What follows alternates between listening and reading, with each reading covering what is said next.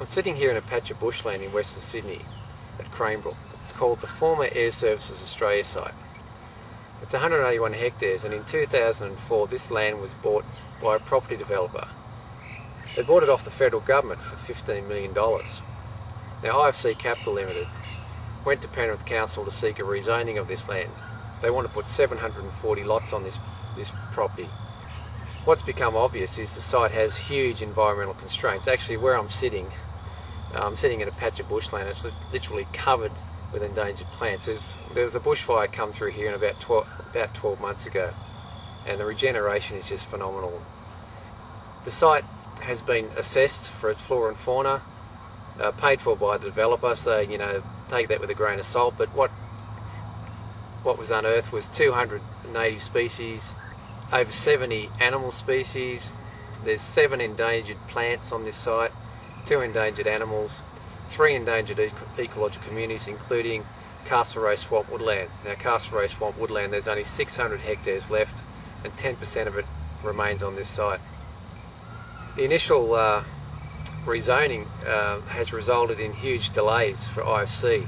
Now they've grown tired of waiting for Penrith Council to make a decision, and they've gone to Frank Sartor, the Planning Minister, to seek to have this site listed on the Metropolitan Development Program. Now if Mr Sartor approves this, and we don't know how he can, we don't know how this meets the sustainability criteria for a Metropolitan Development Program listing, but if he does, this will pave the way for urban development, and this area where I am will be cleared, it will be bulldozed. So we're going to lose a priority site for conservation in Western Sydney. In fact, that's exactly what it is. The Department of Environment and Climate Change have identified this site as a Western Sydney priority area for conservation. Now how that works and the relevance of that is that Verity Firth, in allowing biodiversity certification of the growth centres, has, well, this is the 20,000 hectare area in Western Sydney that's going to have 180,000 houses built on. So there's going to be a hell of a lot of clearing of endangered vegetation. So to allow that, she had to come up with an improvement or maintenance of biodiversity values.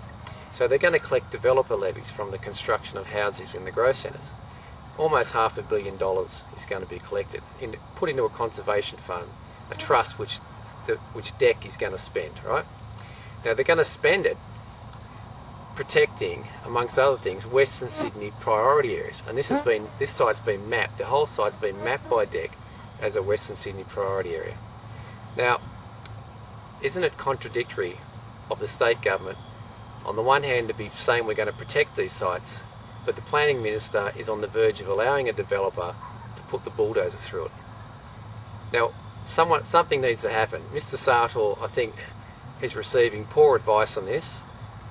He needs to take into consideration the advice from the Department of Environment and Climate Change. We've got correspondence from Bob Davis and Phil Koverberg stating this site is a priority site, and DEC's preference is for the entire site to be protected. Please, Mr Sartor, do the right thing. Reject the MDP listing of IFC Capital, and let's put this site back in the hands of national parks. Let's spend some money acquiring this off the developer. It forms a huge green corridor across Western Sydney, which we call the Cumberland Conservation Corridor. Now, if we can do that, I think that'd be a great outcome for Western Sydney and a great planning decision, don't you think?